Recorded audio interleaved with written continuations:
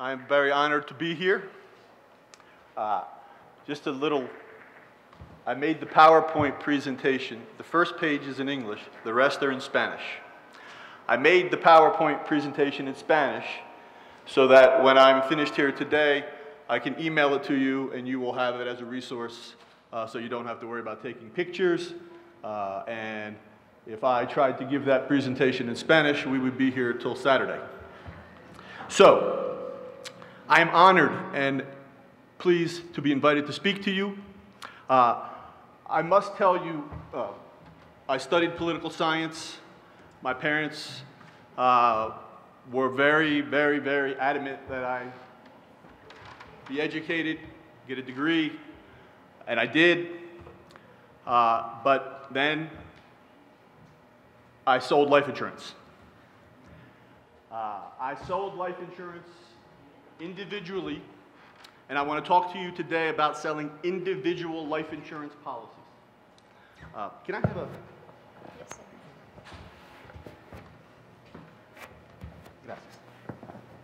I want to talk to you about selling individual life insurance policies to millennials because the word selling is the key word. I was in the field as a life insurance agent, and I owned my own agency for many years when I first started my career. And I probably can count on my hands, maybe my feet and toes, how many times someone called my office and said, "Hello, I want to buy life insurance." It very rarely happens. Very rarely happens. Life insurance has to be in your heart. See the video that he just showed, why it was important. The most important part to me as a salesperson and as someone who leads salespeople was the tear in the mother's eye. Because life insurance is not like a lot of other products. Life insurance is emotional. Life insurance, when you present your products, it should move the customer emotionally. It should make the mother or the father say to themselves, "I can't let this person leave here until I buy a policy. And when I make a monthly payment, it is the most important monthly payment that I make." Because that's what life insurance is about. That's what planning is about. It's not about one day. It's not about an application or a video, although, as I'm going to get to with millennials, we need all those things. But life insurance is a personal purchase. So I'm going to talk to you today in the context of personal, individual policies. Not about group insurance, not about credit life. I'm talking about protecting the lives of the people who need the life insurance that your companies provide.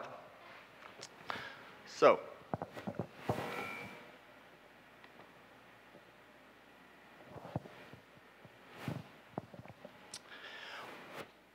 we want to talk about millennials. And so, as I started doing this, as you already probably saw, when I started doing this presentation, I realized that my kids fall smack in the millennial. My youngest is from the year 2000, so I used him a lot in my example. These are people who right now in the world spend $200 billion. That's a lot of spending power. And so, here's the problem with millennials so far that I found in researching and even in day-to-day sales, which is it's not an easy market to approach. It's definitely not an easy market to approach.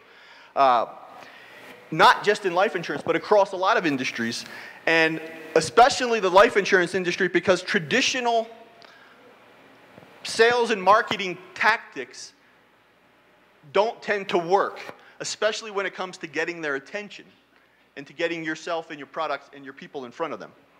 You know, traditionally, life insurance was a popular benefit at this age group. People got married a lot younger. People had kids when they were younger. So it came to mind a little earlier in the lives of people. But a perception was also that it gave financial security to loved ones. And here's the thing about today's kids and today's millennials. And I call them kids. I probably should call them millennials. But they're my kids. They're in no rush to buy life insurance. As a matter of fact, as I talk to my own kids, doesn't seem that they're in any rush to go get their own apartment or move out on their own or, quite frankly, stop asking me for money. They're just in not any rush. And that's okay, I guess, for now. But I know this. The word millennials, in the United States, we have a term that's called millennial mania. Everybody wants to talk about millennials. Everybody wants to talk about millennials, and that's okay.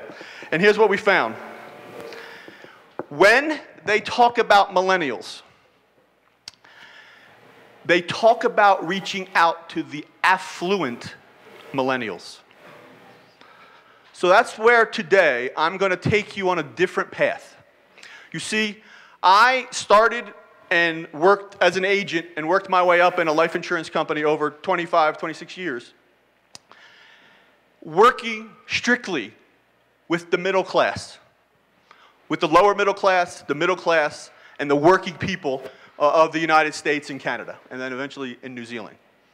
We didn't work in high net worth individuals. Matter of fact, we didn't even want to go with them, and here's why. We were able to grow year after year after year after year because one thing that big companies who make profit have in common is they appeal to whom? Who do they appeal to? The masses. They appeal to the masses. They don't appeal to 3% of the population or 4% of the population. Coca-Cola would be out of business if they only worked with the affluent, right? Yet, they want to work, they'll want everybody to drink it. Matter of fact, if I were them, I would start running commercials of how you could use it as a cleaner in your home. Because everybody can use it. I don't drink it, but I could use it to clean my sink, okay? And it's true, by the way, okay? So, but here's what I'm going to tell you. And here's where I ask you to keep an open mind. And here's where I believe in my heart and in the research that I've done and done in this market is this. In Latin America and the Caribbean, there's a market of 77 million low-income millennials who go unnoticed. Unnoticed. Latin American millennials, these are people who live on less than $10 US per day. And that is what's called the base of the economic pyramid. And I'm going to tell you this. In Latin America, for sure, this base of the pyramid will shape the demands of the future middle class in this region in the coming decades. The people in this segment, roughly 20% of Latin American bottom of the pyramid people, are more connected, more educated, and have more disposable income than ever before. And I'm going to tell you that the economic appeal is undeniable. It's undeniable. Any insurance company, or quite frankly, any company interested in running a profitable business that serves the current and future millennials must consider the bottom of the pyramid millennials in their business plans and in their growth strategies. You know, as these millennials reach adulthood, they start having families and deciding what's consumed at home, how are they going to save, how are they going to access the internet, how important is their health. This has big implications for the market. It has implications in the ways of doing business and the bottom of the pyramid consumer profile. Business opportunities are everywhere. They're everywhere. And I'm going to give you some good news, but the business opportunities are everywhere to be found. Data collected by the Inter-American Development Bank in Peru, for example, shows that 50% of millennials between the ages of 18 and 35 have money left at the end of the month. Now, it's not a lot of money, I'm sure, but they have money nonetheless, okay? 89% of them save it, but only 18% put it in a savings account. So where do you think they're saving it? Where do you think they're saving it? Good question. I'd like them to be saving it with your company. I'd like it to be invested in one of these great products that could help them both life insurance and retirement, or straight term insurance if they're married and kids. But there's money there. You have to find it. And rather than making $100 on one client, maybe you need to make $10 on 10 clients. You must think big. You have to have a big vision. It's work, but success is work. We know that.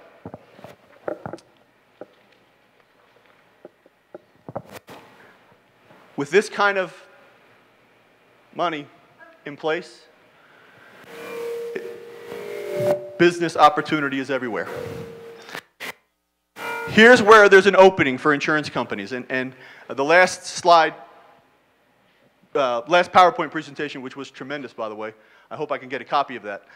It shows what he's doing to educate the consumers. That's where the opening is.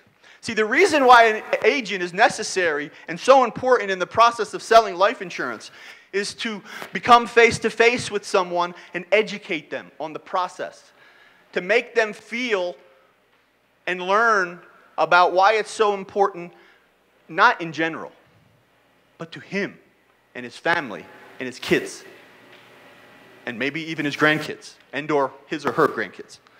So this is the opening to start the educational process. But here's the good news.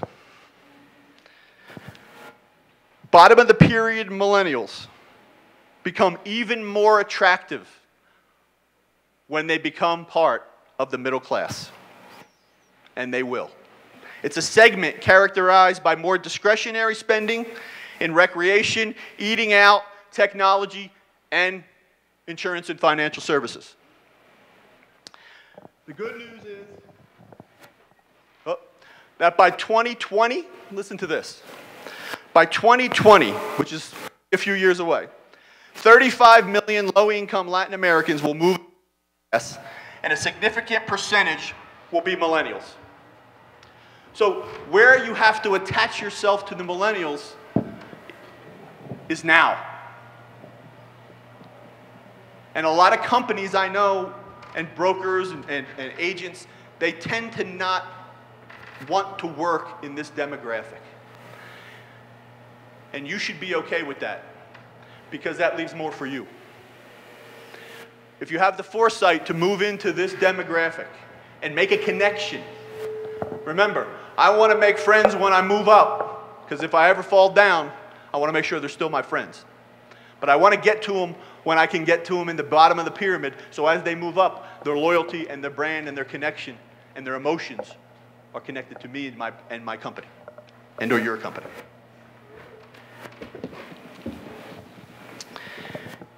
Here's what's even better about the 35 million people.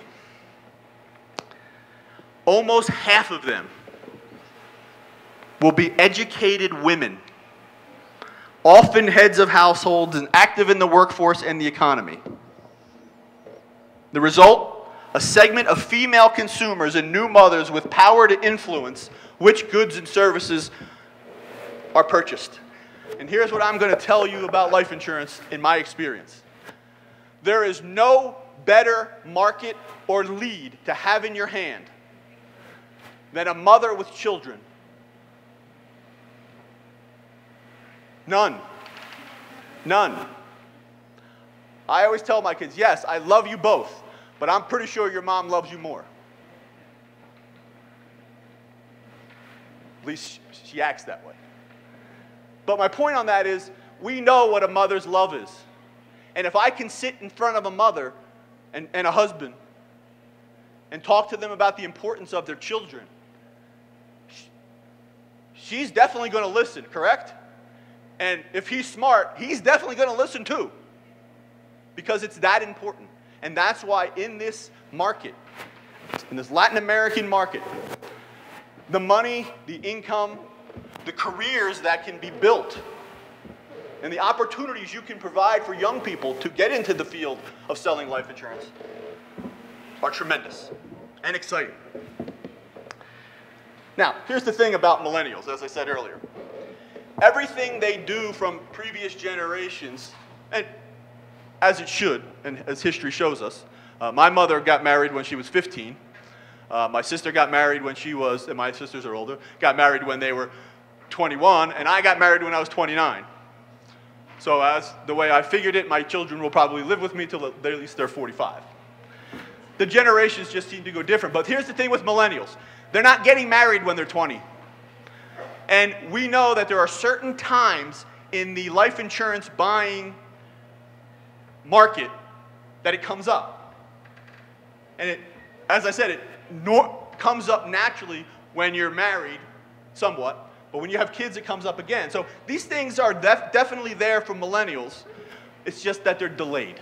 So that's the only thing you need to know about millennials is that, I'll give you some data on products, and that's this.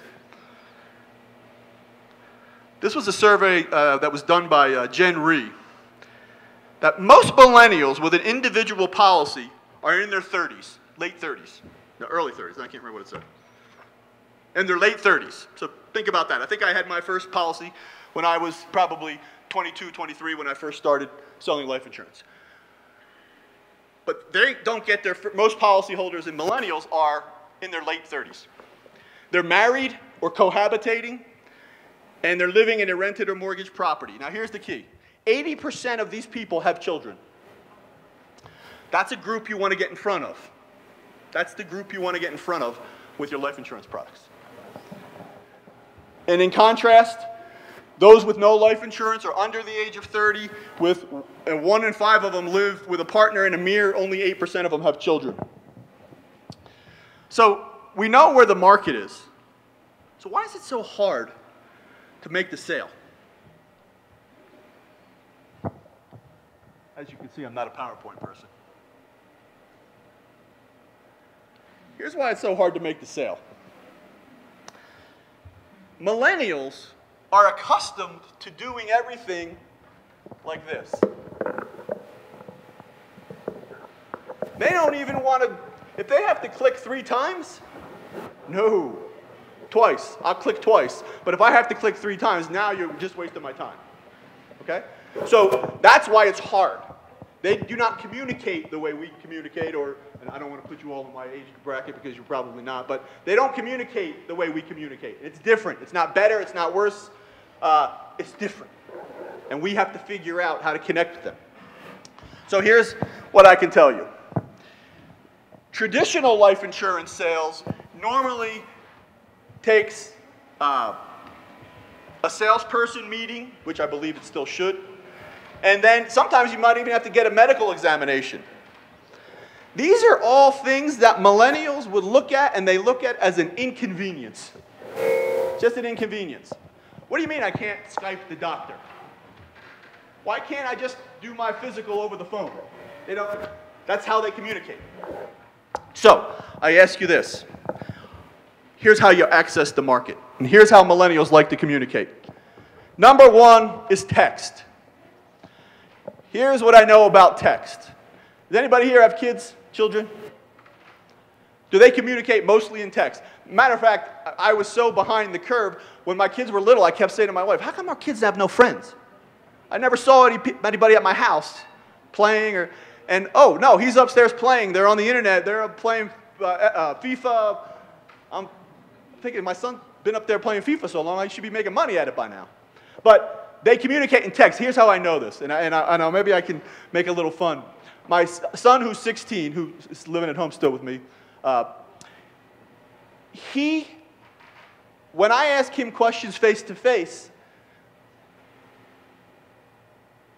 all the answers, sí, no, okay. Let's do this in Spanish. Se lo mando una pregunta por text. La risposta è come Pablo Neruda. Eloquent, long. Papa, ¿cómo estás? That's by the text. Then he comes home. Hey, Gianni, ¿cómo estás? Okay. I say, why don't you go in the garage? I'll send you a text and I'll ask you how you're doing. And then you can let me know and then come back in when we eat dinner. But on the text, he's Shakespeare. Face to face in an interview, I'm a little worried. But that's how they communicate. They are number one in text. And I had to get into the habit of it. When my son left for college, he's sending me texts. I'm like, just pick up the phone and call me. I want to talk. Dad, we don't need to talk. I don't need to talk. I just want to send you a text because you're not going to ask me a lot of questions if you text. Oh, I got it. Okay. But that's how they communicate, so now that's how I communicate. The second thing you see here is email. The beautiful correo electrónico. Here's what I can tell you what's important about it, email, when you're dealing with millennials. The subject line. It's got to be good. It's got to be catchy. I mean, it almost has to offer them free money, free food, free something. Because if my son sees an email that says, I have a few questions, forget it. I have to put, from your father who still runs your life because you ask him for money. Then I get a call back. Then I get a response. If I put the subject, hey, I need to talk to you, uh-oh. That's what he says, uh-oh. So, in all seriousness, when you're dealing with millennials, email is the second way they like to communicate. So think about that when you're dealing with your potential clients and your clients. Medios sociales, social media. Well, I'm pretty sure that your children and my children couldn't go, I'm going to say 5 hours, because I've seen my kids go 5 hours on a plane. That's the only time I've ever seen them not go on social media. And they're probably buying their own internet on the plane anyway. I don't think they can do it. You would think my son was the CEO of a company as much as he's on that phone, Snapchatting, taking pictures, the phone is ringing, it's dinging. His whole life is the phone. It's social media. Oh, Dad, I'm not on Facebook anymore. Well, I'm on there, but I don't go on there. Why? Because now I'm on Snapchat. I'm on this. I'm on that. That's how they communicate with their friends. They don't do what I did and go walk around the street to see if anybody's outside. Oh, no one here. I'm going to go back home. They've got people at their disposal all the time. We have a house in Italy, and my kids have gone every year. They grew up. He's telling me what's going on at my house because he's texting and Snapchatting with the neighbor. Dad, the guy's not cutting the grass. I go, what are you talking about? He goes, yeah, here's a picture of our backyard. I go, oh, that's funny. I paid him last week. Thank you. They're on it. These kids and these millennials, they know everything. It's scary. They know what's happening. They may be doing things later in life. They're intelligent. They're loyal. They're loyal. So that's why you want to get them as customers as early in the process as you can. Don't worry about who they are. It's just like when I look at people who I want to hire, I don't look at who they are. I look at who they can become. And these people will become middle class. Some, quite frankly, will become rich. And you can say you knew them and you were loyal enough to start with them when they had almost nothing. But you still thought enough to do business with them. Phone call. Well, the phone call is the fourth thing. I'm sure Alexander Graham Bell is not very happy with that. But it's the fourth thing. And I'll get to that in a second. And then the last thing is reuniones en persona. Personal visits, personal meetings.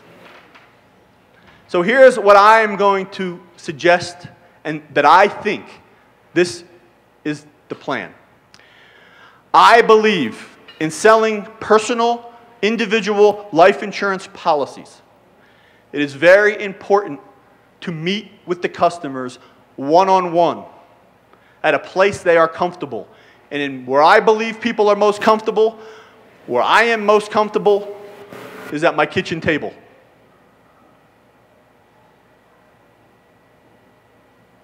That's where I believe you should be. So, how do you get there with millennials? You have to do all four of these things in order to set an appointment. Before you sit down at a table with a millennial, you need to get to them in these 4 ways. You need to first start off by texting them. Then if they're interested, you might be able to send them an email. During the text, you say, hey, I'll send you an email with some information. Then once you do that, say, hey, listen, why don't you go to our, was Luciano, no? Luciano showed us the great applications and games. Send them to your site. Send them your app. You connect with them on social media. Then say, hey, can we have a brief, now make sure you say this, can we have a brief 2 to 5 minute phone call? You must say brief 2 to 5 minute phone call, because if you say, I want to have a phone call, they're thinking, oh God, that's going to take a long time. But that's part of how they communicate. And then you set up an appointment in the home to make a sale. Because that, I believe, is important. Because that, one thing about social media, and it's how our kids communicate. But one thing that you cannot do on social media, one thing you cannot do is make eye contact. You can't shake their hand. Computers are fantastic. They make work easier. But only a human being can ennoble work with excellence, with emotion. And that's the part that a lot of times I think insurance companies are missing. They want to make it one or the other. The beautiful thing is you can have a lot of different channels to sell life insurance. But I want to tell you, if you want to have outstanding growth, you need people. You still need people. You still need to drive traffic to your website. I mean, what we do at Siren is we cut through the chase of all this. We provide leads that we get through these functions. But what I'm going to tell you is the reason why you want the lead is because the person needs to become someone who's a real person, not just a name, a number, and a list. Not just I want to buy some insurance. Because until you ask questions, you don't know what's best for the client and the customer. Okay? Another thing you're working with in millennials, especially millennials with families, is there's expenses today like internet, cell phones, cable TV, things that are important to them. As we just said, they can't live without internet access. So to them, that's a very important bill that they pay each month. It's a very important bill. So it's hard to squeak life insurance bill in there. It's not always a priority. Because as was in the previous slides, you saw that people unfortunately, don't look at life insurance as importantly as they should, as an investment rather than life insurance to me and pension savings isn't an expense. It's an investment. And that is something that too often goes unsold. And millennials, when you're going to attract to them, they're visual learners. Before making any purchases, they spend time researching the product online. It doesn't matter what it is. They research it online. And they're not going to just go to one website. They're going to go to many. They'll go to a few to research a product. They're not worried about branding. They want to know if the product's good. They want to see what people have to say about it, their peers.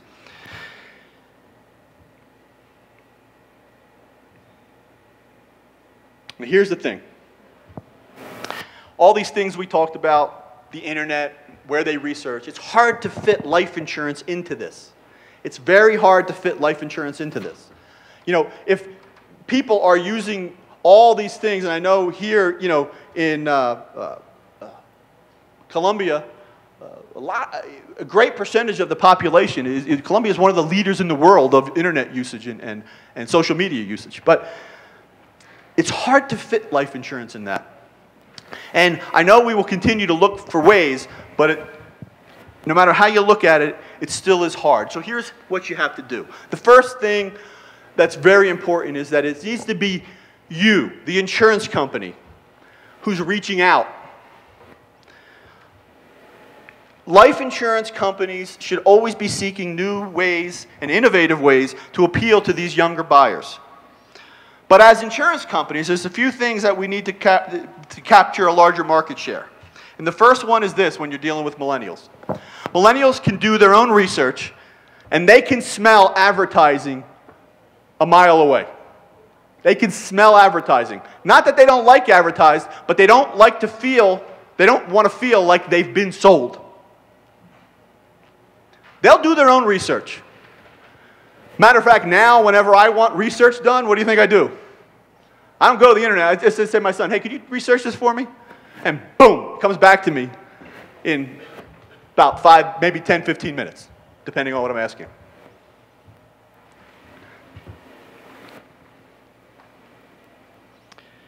Also, focus on them. Ask the right questions. With millennials, research has found it's not necessary to oversell. It's not necessary to oversell. I remember when I first started selling life insurance, I was only 22 years old. I was living at home still with my parents when I first graduated from university.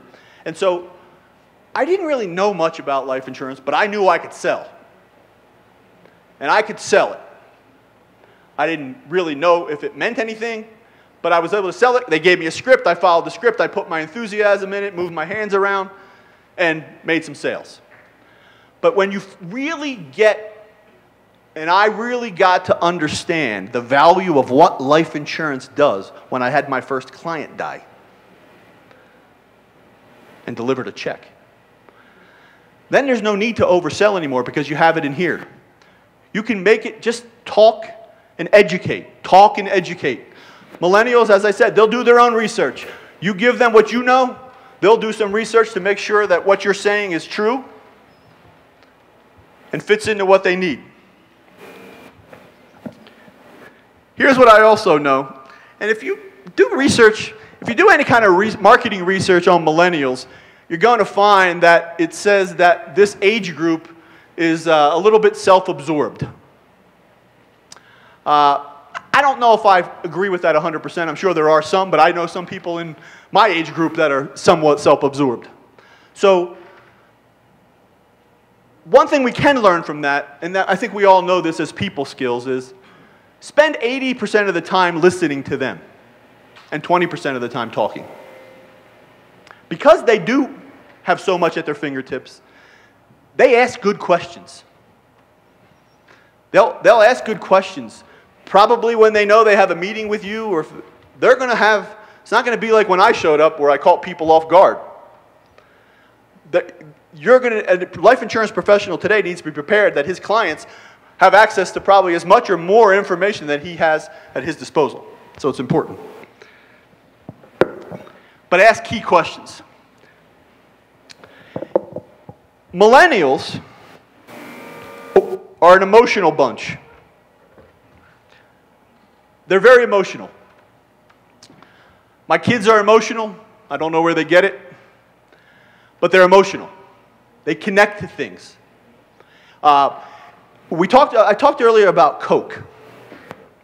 And if you remember, Coke has done some great advertising that captures people's emotions. They've done it over the years, but most recently, I'll get to a couple examples in a minute. But remember this. Millennials have strong and quick emotions and reactions. The amount of information given nowadays to the audience is enormous. It's enormous. It's getting quite hard to attract potential customers' attention to your products. It's hard. So besides, life being as it is, it's in some cases not stressful as in a negative stressful, just stressful because you're constantly running and rolling and moving from Snapchat to Facebook to different social medias for kids. People subconsciously look for things to make them smile. I mean, nothing helps me. If I ever find myself in a bad mood, for instance, which doesn't happen often, but if I did, first thing I do is I go to YouTube. I watch a comedy video, I watch a soccer video, and it just makes me feel good. I smile, and then I move on.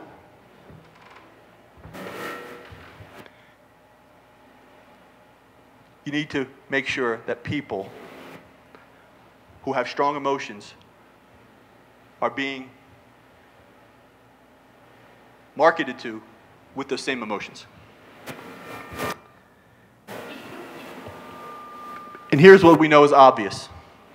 That people are more likely to buy something if it has an impact on their feelings and if it makes them remember something lovely or simply smile. Even scientists prove that people tend to feel first and think second. So turn that into a real marketing plan for yourself and your company.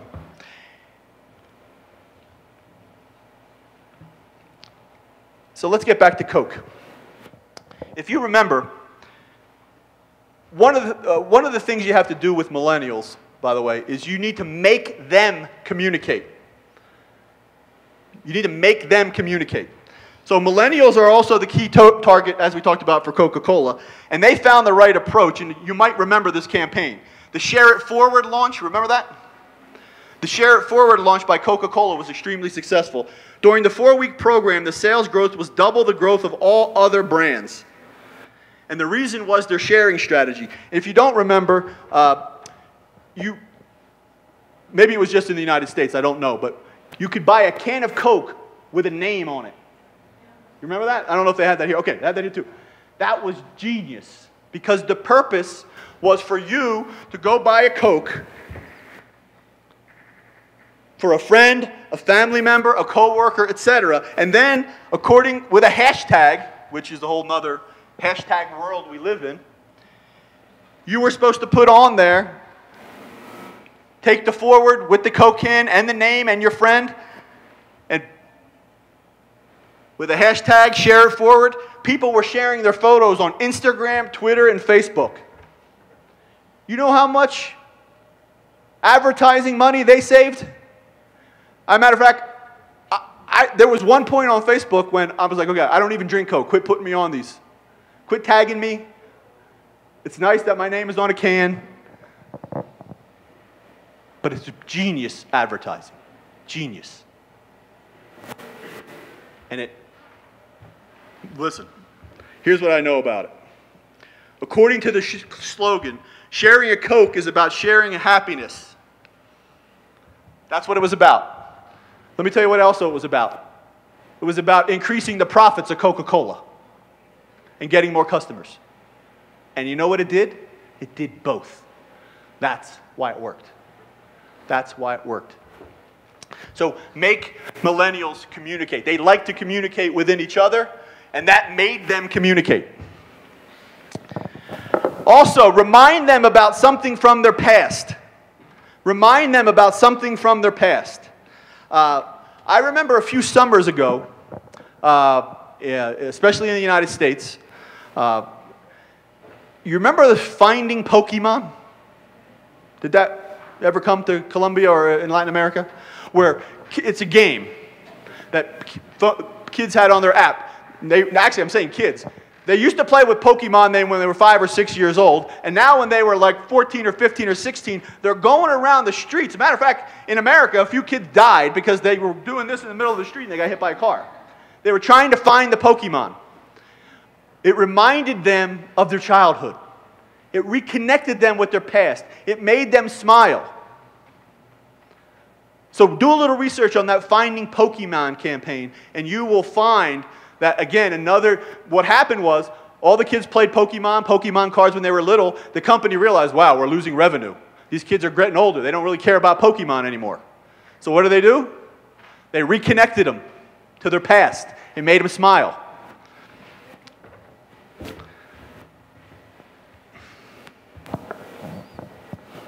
Oh yeah, it was called Pokemon Go. That was the name of it.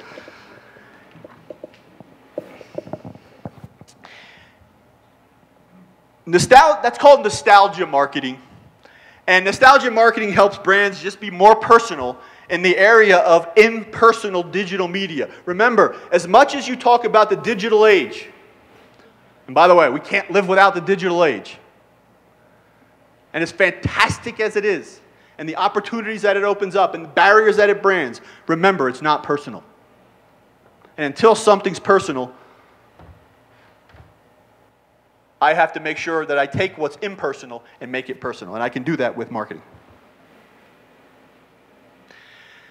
Another thing that millennials love is you need to give them free tools. Give them free tools. Over 59% of millennials use social media to look for information, to make purchases. You might say, oh, why only 59%? Notice I said 59% use social media. 100% use the internet, use the web. But they use social media channels to do research. But give them free tools. They are fact-driven. They want reliable, accurate content which is straightforward and unbiased.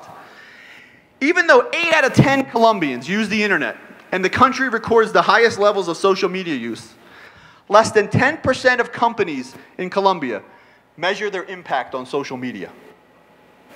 And here's what I'm going to tell you where opportunity is. And I used Colombia as this example, and if you're from another country, I'm sure it's an area where we can all improve. And it's this. This is an opportunity for you. Start measuring the effect you're having on your results with your social media channels. You know, 5-6 years ago, I was on the panel of, let's start implementing some social media a little bit heavier into our company and worried about our name recognition on the internet, reputation management. And what I will tell you is the minute someone started measuring, the one thing I found out in the first couple meetings after the measuring is we just had 10 meetings that were a waste of time. Let's now focus on results of what's happening with our Facebook page. Are we getting more likes, more followers? What was the activity? Manage and use the numbers to help you maximize your social media advertising. And give them tools, and they'll go to Facebook, LinkedIn. I believe in Colombia there's something called Ask FM that a lot of the kids are using. I read that, and look up Ask FM. Maybe your kids aren't telling you. Maybe I shouldn't have told you. But Ask FM, LinkedIn, these are all places where your business can thrive. But don't just set up a page. Don't go through the motions. A lot of people say, oh yeah, we have a social media page, and then you get to their page, and it's one page. You're right, you have one page. And your LinkedIn, all it says is your phone number and your address. That's not going to drive you business. No one says, hey, I think I'm going to go look for some life insurance on LinkedIn today. No. You need to make it proactive. You need to make it happen.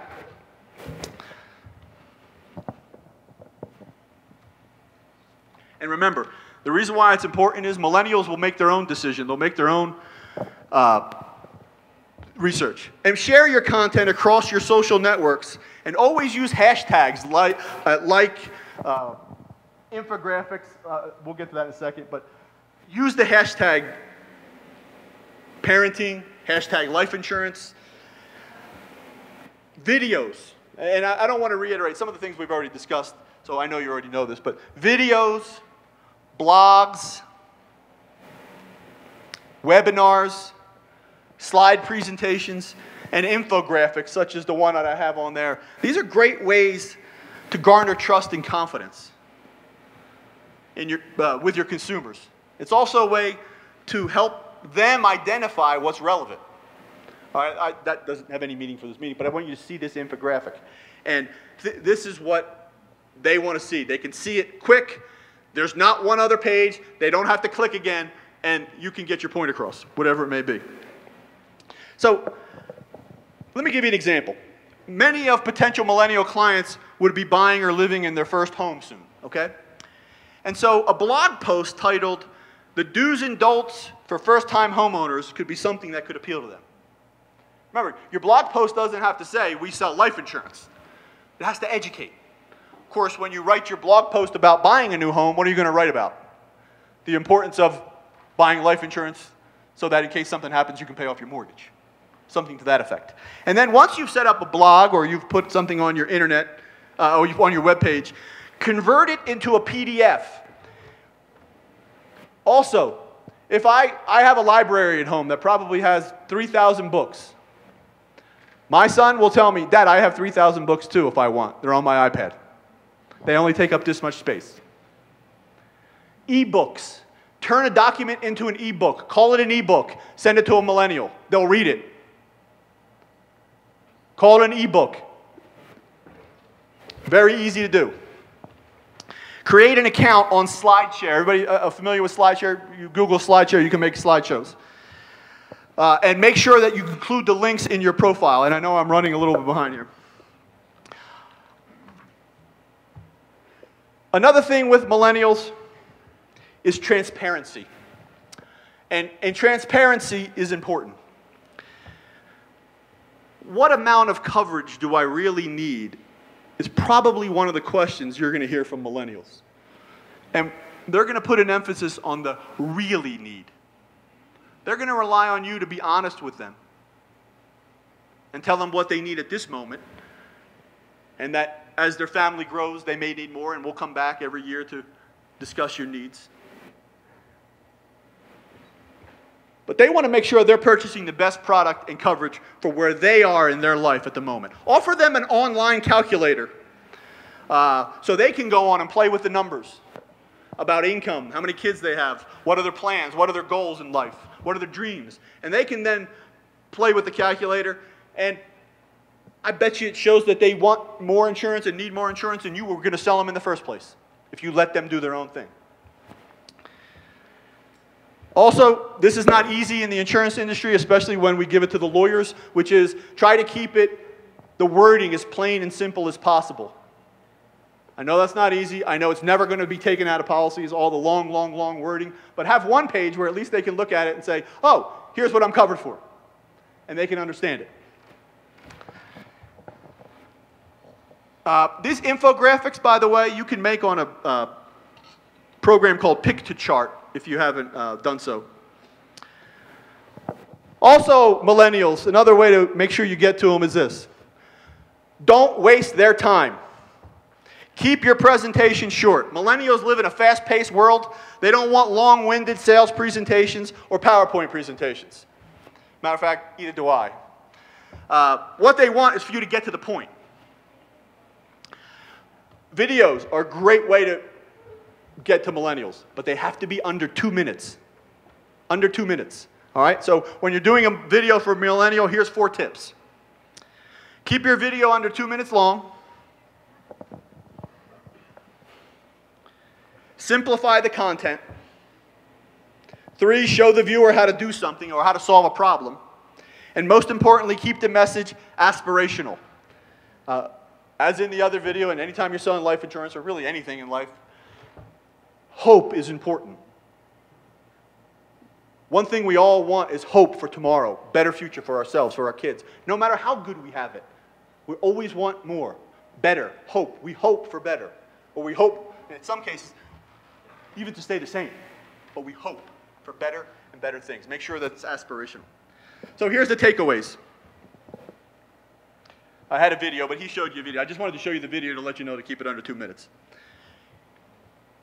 Millennials are tech dependent. Engage with them by being active on the right media channels and advertising in the right spots. And that, by the way, is what Siren Group, the company I affiliated myself with, does, is we advertise in the right spots. Always keep your message consistent. Millennials are outcome driven. They want to see results. To move from one thing to the next, they want to see results before they move on. So keep your presentation, like I said, under a couple minutes. Treat them uniquely and tailor it to what they want. Don't miss this opportunity.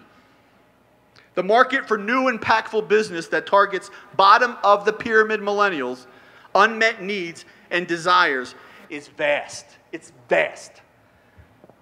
And those who start building bonds of loyalty with this segment today will be preferred life insurers of tomorrow. So now you know how you understand the market and you understand a little bit how to connect with them. I also know this, that as leaders of companies, increased sales and profit should be a top priority. I don't know a company where increased sales and top priority is not a top, and profit isn't a top priority. And if there is one, I assure you it won't be around in a few years. But this is a market you can grab.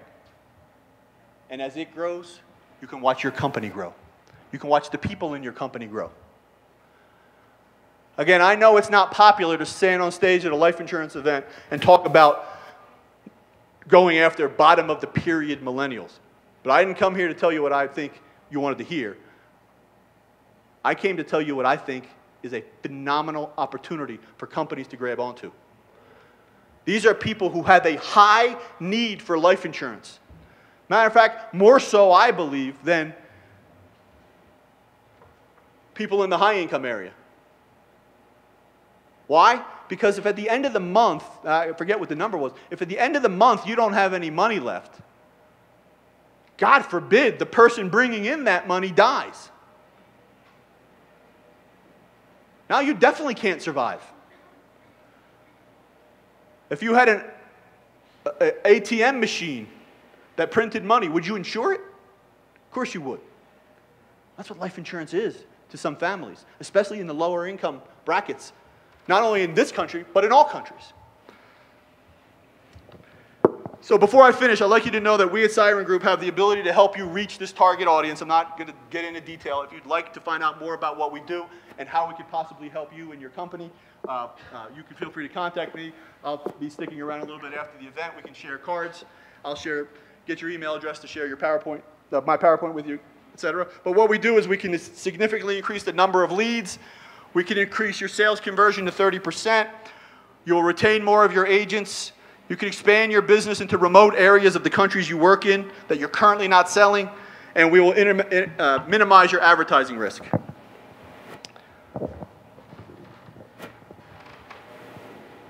And when I send this to you, it'll explain a little bit about what we do and how we do it. Okay? And this is one of our. So, in closing,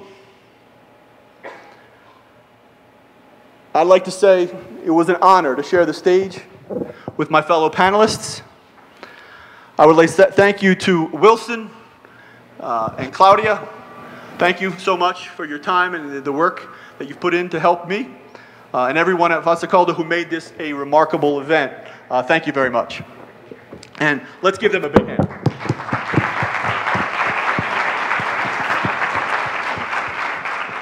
And although I've been lucky enough in my lifetime, I've seen many great countries and cities, this is my first time in Colombia. First of all, I brought a raincoat. I haven't used it, but I bought it. And I'm going to come back. The taxi driver told me to come back next month. He said the sun's going to be out. So I can't come back next month, but I definitely will be back. And I want to say it's a world-class city in its beauty and in its people. And I thank you for your hospitality, everyone here.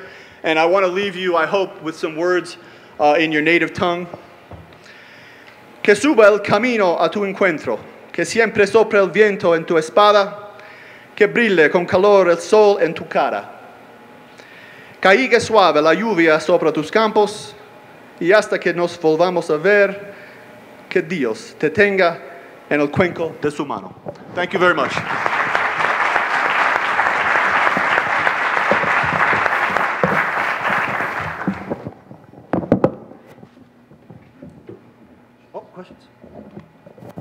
Bueno, muchísimas gracias. Preguntas del panel, de los invitados. ¿Alguna pregunta?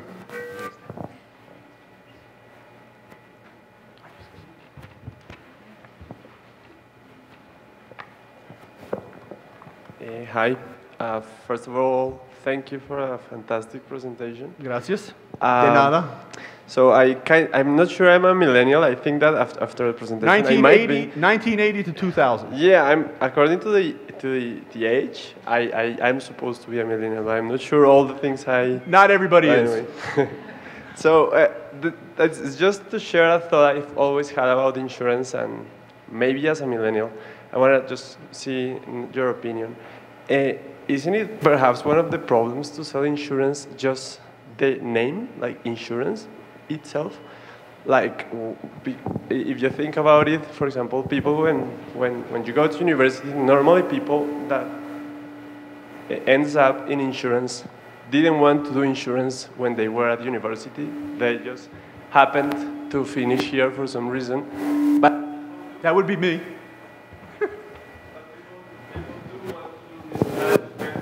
And banking and things like that.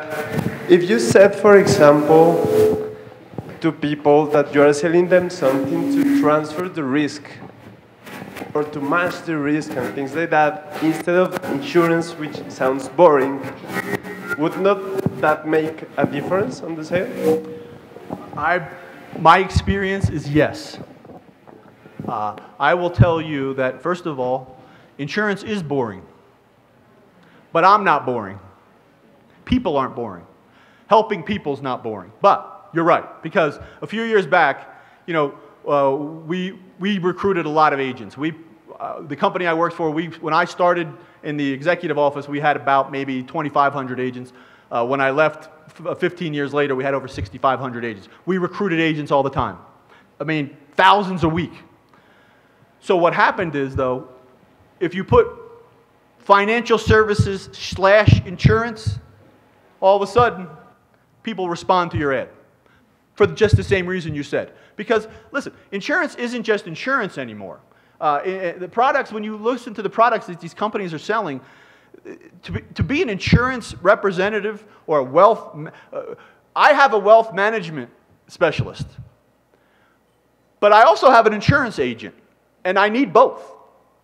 And so what has to happen is, this will make you laugh. I took the job as an insurance agent. I didn't even know I was an insurance agent until I already started. They called me a benefits consultant.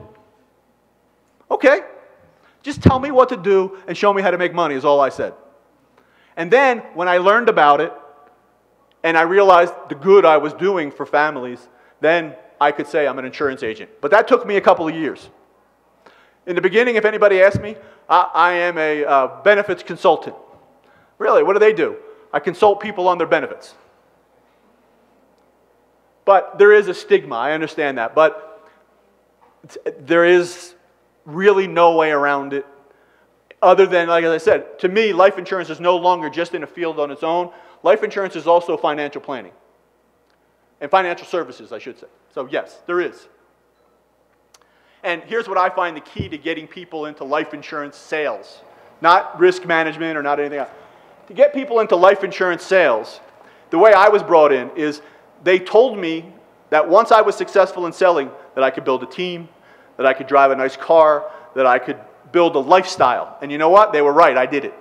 That's what got me to be okay with life insurance. But in the beginning, you're absolutely right. And you need to be creative in ways to make that happen. So. And by the way, let them go work for 2 years after they get out of college somewhere in risk management, and then let them come to work for you in sales, and then they'll be okay with it. Good question, especially for younger generation. ¿Alguna otra pregunta? ¿No? Quiero que con un fuerte aplauso le demos el agradecimiento a Robert Falvo por esta excelente conferencia.